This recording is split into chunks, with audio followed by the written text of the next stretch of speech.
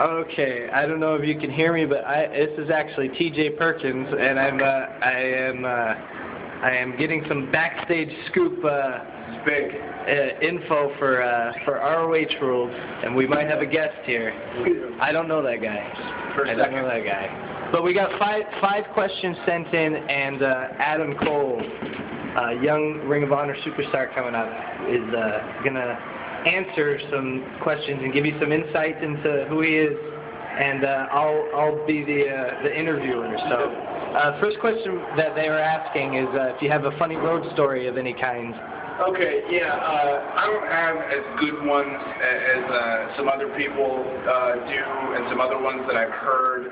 But in the young career that I've had, there's one kind of funny one where, like when I was first starting out, there was this tag team who was on the road with me, and they had decided to rib me, and one of them was acting very angry at me, but the other tag partner had kind of let me in on this joke and let me know that this was coming, so we were going to turn it around on him. So we're driving down the Pennsylvania Turnpike, and the whole time he's telling me how disrespectful I am, and I'm just acting crushed, and then I start to get a little angry, and he gets angry. And he pulls off on the side of the turnpike as all these cars are passing, and he gets out, and he goes, listen, me and you, we got a problem. But since I knew this was coming, I decided to take it a step further. So I take my shirt off, start running around like the Ultimate Warrior, pounding my chest, like saying, really?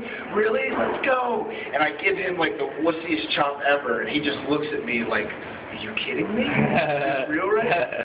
And then the other tag partner came in and said, yeah, we're ribbing you, and it was just a big joke. But it was more funny seeing people's faces as they slowed down, you know, going 65 on the turnpike to see this shirtless, skinny, white professional wrestler wannabe at this point, you know, freaking out at this guy. So yeah, that was pretty funny to me at the time. That sounds like a Thursday afternoon for Bobby Quance. Yeah. I should interview Bobby Quance. Let's get him in the Ring of Honor just to do this interview. I'm in. Do you have a dream opponent of any era? The guy instantly that comes to mind is Shawn Michaels. He's a guy that I like pat myself after and like look up to, more so with like his thought process. Like so many people have told him, like from the greats to the fans, that he's the greatest professional wrestler of all time. But he never settled for anything less than perfection, and always made sure that he was improving. And he was a great babyface, he was a great heel, he was a great all-around wrestler, and he wrestled the way that I think wrestling should be done. Someone I really, really look up to, and definitely feel like I could learn just from the world. So Shawn Michaels for sure is my number one. Where would you see yourself in a year's time? Oh man, it's tough to say. This journey so far here with joining up here with Ring of Honor has been awesome. And one of the biggest things that has been cool about it is just the traveling that I've gotten to do and the places I've gotten to see.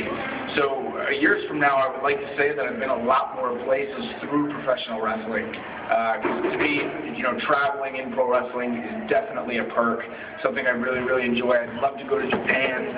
I'd love to go to Europe again. You know, Puerto Rico would be awesome. Australia. I pretty much want to continue to travel the world and better my craft and better myself as a wrestler to be the absolute best that I can be. So hopefully by this time next year I can say that I've been a lot more places. Yeah, me too. I hope I get home.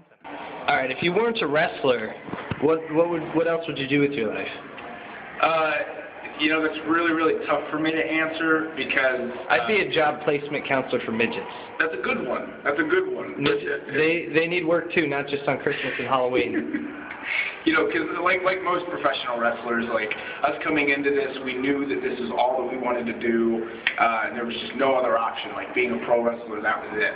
But if I had to pick something, to be honest, I'm really, really into like public speaking. Like when I was in school, I would often like get up, like when I was on the wrestling team, we would do like banquets and stuff. I was always like the big speaker, and I liked being in front of an audience and just talking to them and telling whatever story I'm trying to tell as a public speaker. So like I could definitely see myself doing something like that. Like I always enjoyed like being in front of people and just talking to them. So probably Adam Cole, Mr. Public Speaker. Mr. Public Speaker. You know, it's funny you mention that. I feel the same way. Being in front of a crowd doesn't shake me.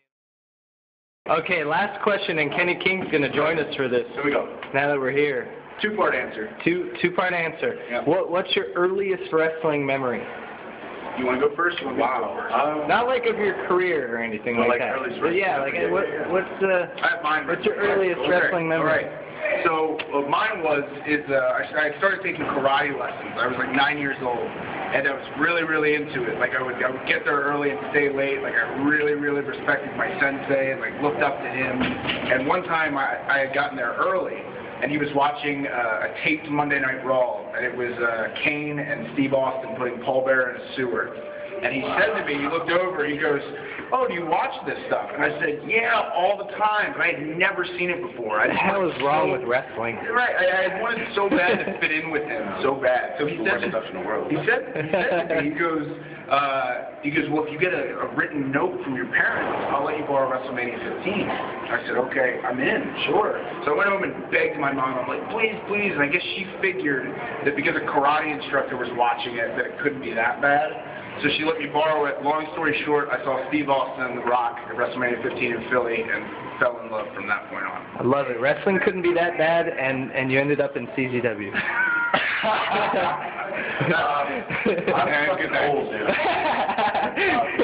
I'm not exactly sure what WrestleMania was. Maybe between three of us we figure it out, but it was Demolition versus Strike Force. I think that might have been Demolition WrestleMania 3 or maybe 4.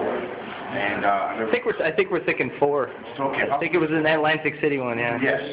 And I remember like my cousin was watching this shit. These guys were like beating each other up, and these guys came out with these face masks and it's like these little spikes, and like they took the shit off. Their faces were painted, and like what was going on? And I'll never forget like when they used to do the little beat down in the double team beat down. Like I was hooked on wrestling after that. I was like, man, these guys are bad fucking dudes, and then, you know.